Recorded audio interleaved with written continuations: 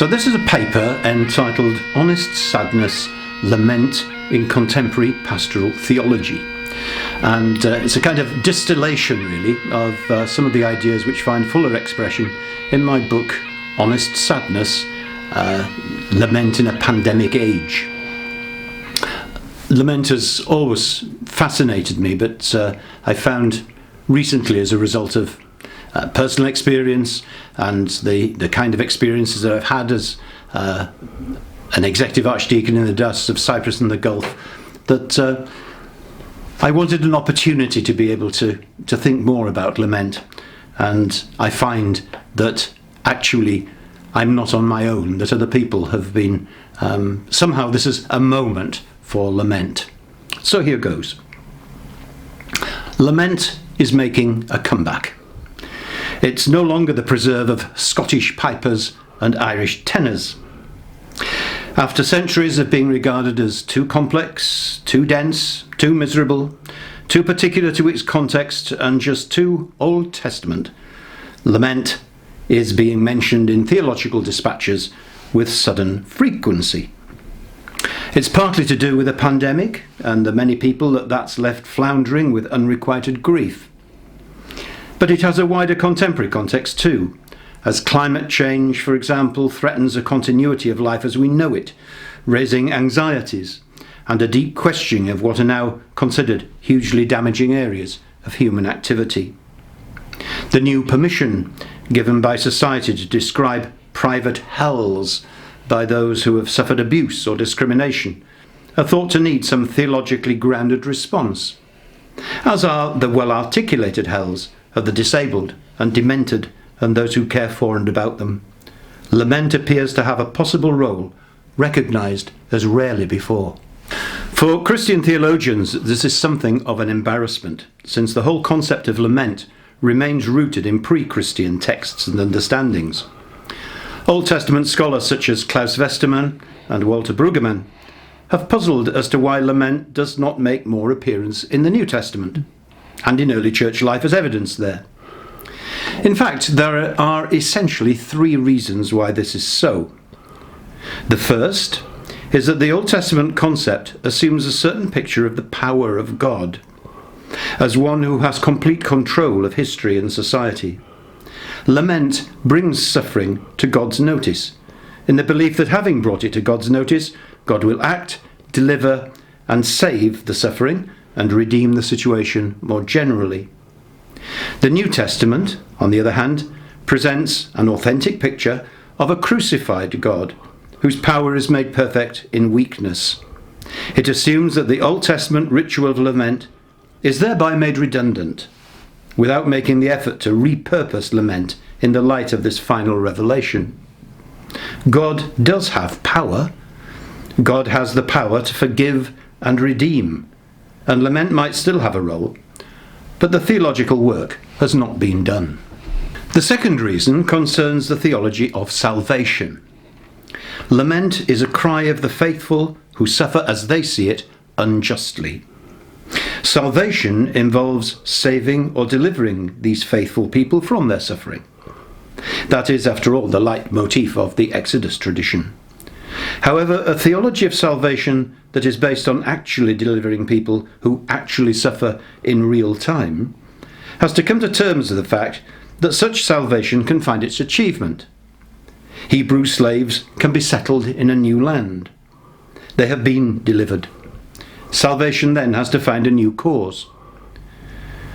In modern times, liberation theology has shown how it's possible to do that, using suffering as a key indicator, since suffering is a universal consequence of the human condition.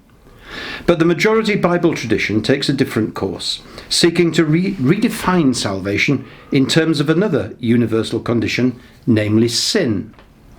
Terms like slavery, which once had a context of lived experience, are now treated as metaphors for human sin. Thus, salvation is no longer about saving good people from suffering, but rather about saving bad people from sin. To be able, as lament does, to stand in the court of God as a prosecutor, an accuser in righteous indignation, and lament the injustice of it all, is therefore no longer possible. because in that court, roles have been reversed. The lamenter is now always cast as the accused. The third reason concerns the delegitimization of complaint. In 1 Peter, for example, a major theme is suffering, and the language of that letter echoes that of the Passion narrative. But rather than drawing attention to Jesus' lament on the cross or the agony in Gethsemane, the example commended is that of the silent suffering of one who, when abused, did not abuse in return, and who went like a sheep to the slaughter. Undeserved suffering is described as a sign of grace. Quote, "It is a sign of grace if, because God is in his thoughts, someone endures the pain of undeserved suffering." 1 Peter 2:19. Endurance has now taken the place of lament, despite the fact that Jesus himself never commends it and hardly exemplifies it. For all these reasons, the increasing number of those who nowadays see a positive role pastorally and theologically to lament are forced back to first principles rather than having a continuing tradition to interpret, which is in a sense no bad thing and could be regarded as an exciting prospect. For those who would like to be part of such a prospect, I want to suggest 10 principles about lament that are evidenced in a study of the Old Testament Psalms and the Book of Lamentations that might guide current discussion. Lament reminds us that suffering calls for a witness. That is what lament essentially is. It is an act of witness. The Book of Lamentations, for example, is reminiscent of the modern TV documentary in its style, presentation, and content. People who are suffering want to tell their story and need someone to notice, who has a facility in the first instance to publish it. Is it nothing to you who pass by? The story will probably be disjointed and initially incoherent. It will describe the situation in extreme ways as it's experienced directly by those affected.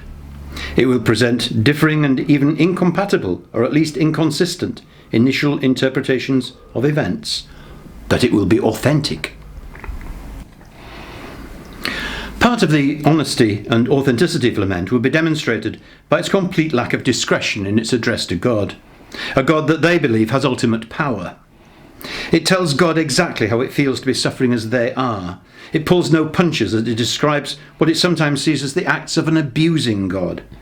And that stands in stark contrast to our own relationship with God, which appears quite precious by comparison. Our close relationships often contain argument, sometimes including hurtful accusation. But our supposedly close relationship with God is by comparison an anxious one, careful to avoid offence or blasphemy. Lament gives us an invitation to reconsider that relationship. Lament is an antidote to denial. That's another feature of its honesty. Lament strips away superficial hope and optimism and describes situations in their brutal reality. Some writers, such as Kathleen O'Connor, writing from a North American context, see denial in terms of its being an original sin and constant temptation for modern Western society. A society such as the United States, which is essentially brutal and aggressive and riven with division, is soothed by consumerism and celebrity culture. Lament doesn't allow this. Neither does it allow a wallowing in nostalgia that a supposed golden age will return and things will get back to how they were. Such denial is evident in many contexts, and not just in the United States. It's a feature of bereavement, and also much in evidence as a result of post-pandemic expectation. Lament articulates faithful incomprehension. It's not a manifesto for atheism. It's not a statement that religion is useless.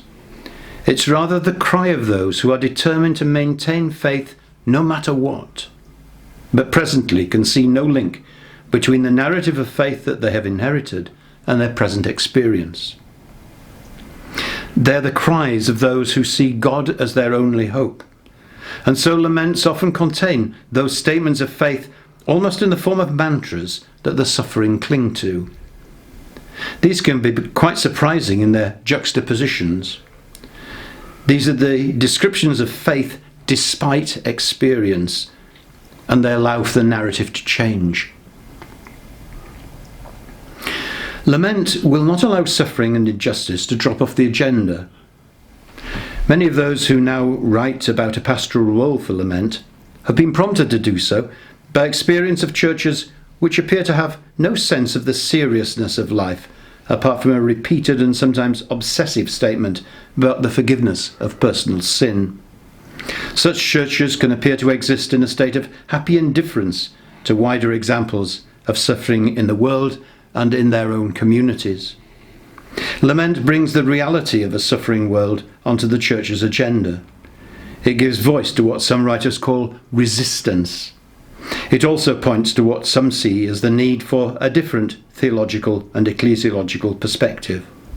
It demands that we realise that there is a suffering which is undeserved or unrelated immediately to sin.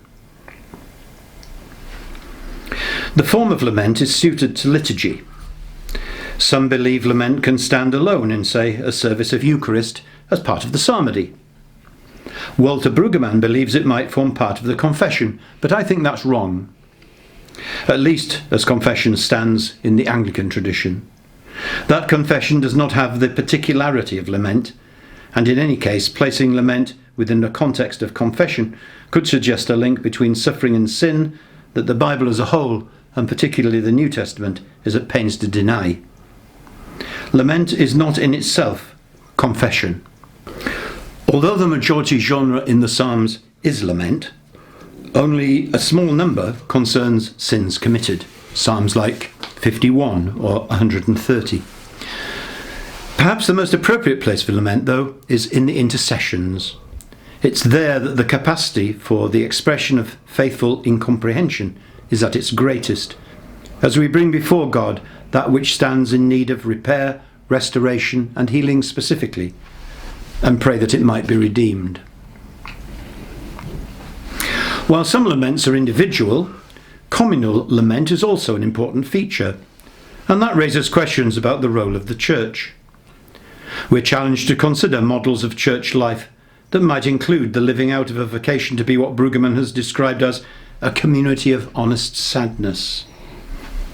In addition to finding a liturgical place for sadness, that would be a community of realistic forgiveness, grateful response, quiet listening, attentive compassion, generous hospitality, authentic witness, and consolatory love, with apologies for the shorthand of that list.